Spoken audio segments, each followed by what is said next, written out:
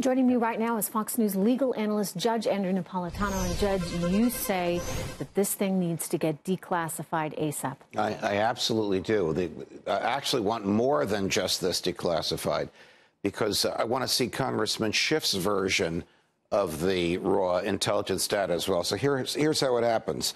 The Republican staff members, not members of the committee, have top secret security clearances, and they can see the raw intel. Raw intel is transcripts of telephone conversations, copies of text messages, copies of emails between and among Justice Department figures and FBI agents last year of President Obama's administration and first year of President Trump's administration.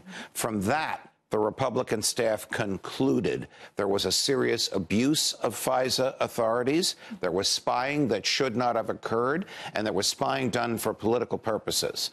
Congressman Schiff and his team have looked at the same data and said there are no such abuses here. So not only do I want to see both memos, I want to see the raw data on which both memos are based. Well, you may not be able to see the raw data because that would be a security compromise. Unless we just whited out the names of sources and certain other information. We can certainly see the texts and the emails and the phone conversations without knowing from whom they came, because the American public needs to know who broke the law with the authority we gave them, who knew about the law being broken, who looked the other way.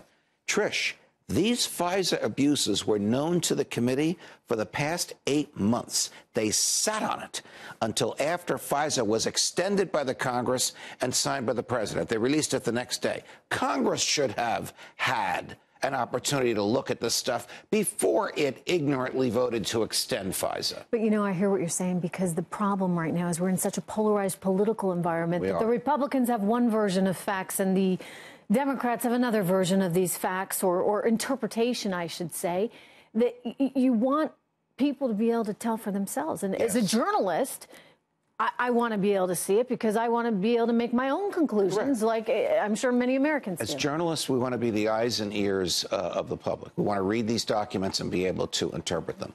But when the same raw material is subject to two interpretations that are 180 degrees from each other, I also want to know which one of these politicians is spinning the truth by looking at the truth at the data myself. Yeah, no, I hear you. So with all this in mind, what could this memo possibly tell us? I mean, and should we be taking it with a grain of salt because of the political environment? I hope that Congressman King's fears do not come to pass. I hope this has not been oversold. I mean, we've been conditioned to expect something that is career-ending.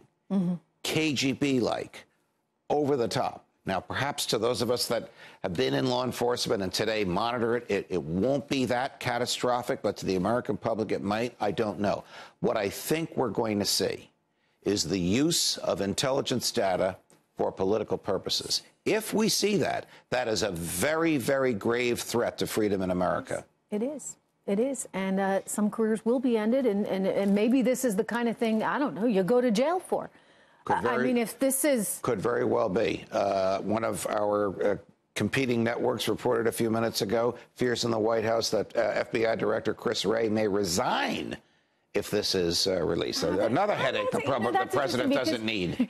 But I was looking at this, and as the FBI came out and said, we don't want this, I thought, is this a CYA move?